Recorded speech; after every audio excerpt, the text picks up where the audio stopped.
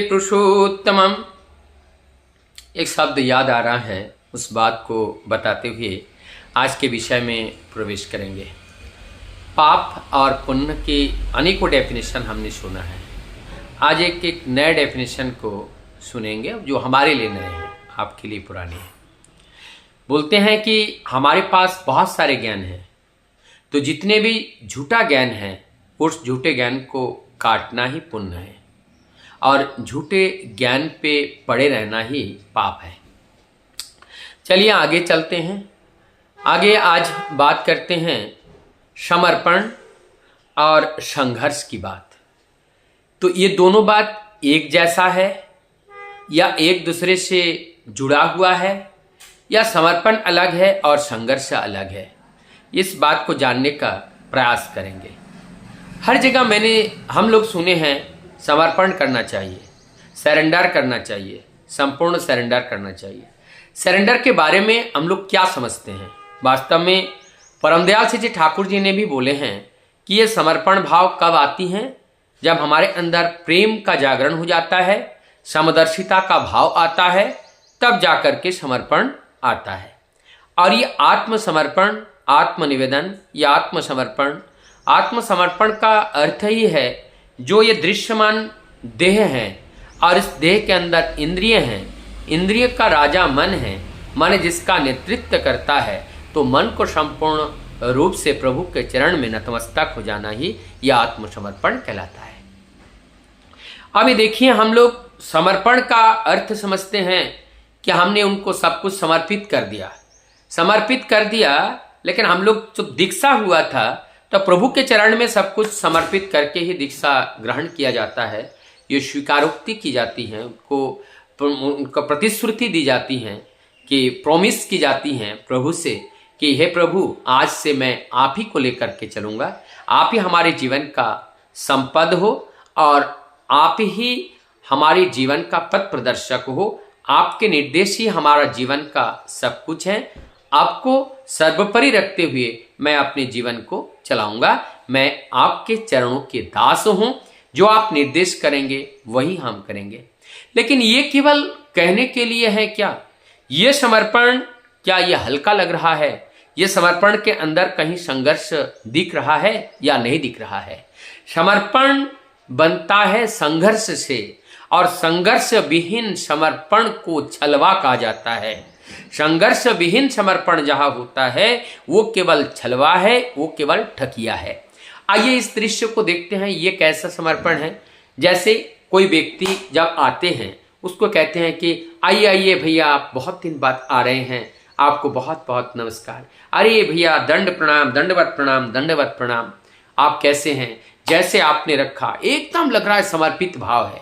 आप समझ लेना ये दुष्ट प्रवृत्ति के व्यक्ति होंगे जो हर बात पे केवल जी हुजूरी स्मैन करते हैं, बात को कहने से पहले हाँ हाँ हाँ हाँ हाँ ऐसे ऐसे ऐसे। तो इस ऐसे व्यक्ति से ठाकुर जी बच के रहने के लिए बताया है कि ऐसे व्यक्तियों को संभल के जजमेंट करना। ये अपने काम निकलने के लिए यस मैन कर रहा है, लेकिन जैसे ही इनका काम निकल जाएगा उनके अंदर वो जो समर्पण, विनम्रता, शालीनता, नतता जो दिख रहा है वो नहीं दिखेगा।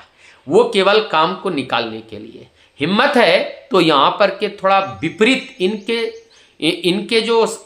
साथ मैच ना करे, ऐसा शब्द जो वो बताना चाह रहे हैं उनके थोड़ा विपरीत आप बोल के देखो तो कैसा इसका प्रतिक्रिया आता है, और उस प्रतिक्रिया के अंदर पता चलेगा कि कितनी उनकी समर्पण है।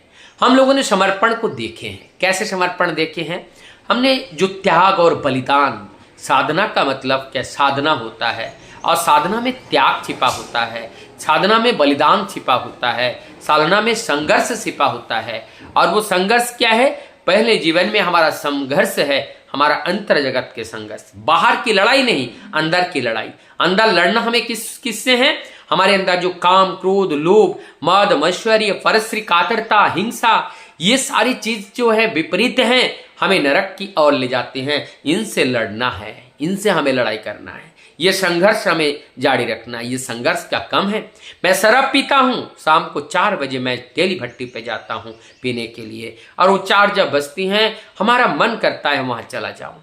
तो अब यह हमारा संघर्ष है, ये देह हमारा नहीं है। हम गुरु के निर्देश के बिना हम जा नहीं सकते हैं। जैसे हमारे गुरु बोलेंगे तब वैसे ही हम करेंगे। तो गुरु के निर्देश नहीं है, इसलिए हमें नहीं पीना है। कितने भी हमारे अंदर से वो हमें खींचे, लेकिन हमें नहीं जाना है। ये संघर्ष है, और ये संघर्ष में ही समर्पण है। बिना संघर्ष के समर्पण अधूरा होता है। ऐसा समर्पण ना के बराबर होते हैं। ये समर्पण केवल कहने के लिए होते हैं। इसलिए हम प्रभु के अनुरूप हो उठे, हम प्रभु के अनुरूप बने। उसके लिए हमारे अंदर जो अवगुण है, एक एक करके उसको त्याग करना है। एक एक करके उस अवगुण को भूल जाना है और परम पिता के उस अच्छे गुण को जीवन में ग्रहण करना है। जैसे ब्रह्म मुहूर्त में उठना बड़ा कठिन कार्य लगता है, लेकिन हमें प्रभु ने बोले हैं, इसलिए हमें उठना पड़ेगा। नामध्यान करने की बात बताए गए हैं, हम नामध्यान करना है। ठाकुर जी बोलते हैं 24 घंटे में 4 घंटे कम से कम आध्यात्मिकता के रूप में अपने जीवन को बिताना चाहिए, अर्थात अधिकात्मिक, अर्थात प्रभु को होकर कम से कम प्रभु के नाम ध्यान में बिताना चाहिए। इसका कहने का मतलब कि 24 घंटे में 4 घंटे प्रभु के होकर रहे और 20 घंटे हम अपने होकर रहे, ऐसा नहीं। जो कम से कम हम 4 घंटे केवल प्रभुमय होकर के अपने जीवन को साधना में, साधना के अंतर्गत रह करके अगर हम जीते हैं तो हमारा ये जीवन ठीक डायरेक्शन में गतिमान रहता है। और यदि हम ऐसा नहीं करते हैं, हम हर जगह फाकीबाजी करते हैं, तो हमारा जीवन सही दिशा में नहीं रहते हैं, वहाँ बाधा उत्पन्न होता है। तो आइए हम अपने जीवन को संघर्ष और समर्पण, इस बात को सही से समझे कि संघर्ष के बिना समर्पण नहीं होता है। समर्पण तब होगा जब संघर्ष होगा। हमने देखे हैं, हम प्रभु के चरण में क्या निवेदन करना चाहते हैं, दिया जलाना चाहते हैं, दिए का। दिए में जो दिए जलाना चाहते हैं, देसी घी का समर्पण करना चाहते हैं, लेकिन देसी घी तक पहुंचने के लिए गैया से दूध को लाना पड़ेगा, उसको गर्म करना पड़ेगा, ठंडा करना पड़ेगा, क्रीम उसमें निकालना पड़ेगा, मथना पड़ेगा, और मथ के प्रत्येक कण के अंदर छिपा हुआ वो जो मक्खन है उसको निकालना पड़ेगा। मक्खन एकत्रित हो गया, उसको गर्म करना पड़ेगा, उसके बाद घी का निर्माण होगा, वही घी से दिया जलेगा तो ठाकुर जी आनंदित होंगे। ऐसा हर चीज प्रोसेस में होते हैं, और इस प्रोसेस को करने के लिए जितना समय देना पड़ता है, यही बलिदान है, यही जीवन का समर्पण है। तो बिना संघर्ष, ये संघर्ष ही बलिदान है। संघर्ष करना पड़ेगा। संघर्ष के अंतर्गत जो हमारा कष्ट है, जो तप है, जो साधना है, ये सब कुछ समर्पित करने के बाद ही समर्पण होता है। समर्पण कहने से समर्पण नहीं होते हैं, करने से समर्पण होता है।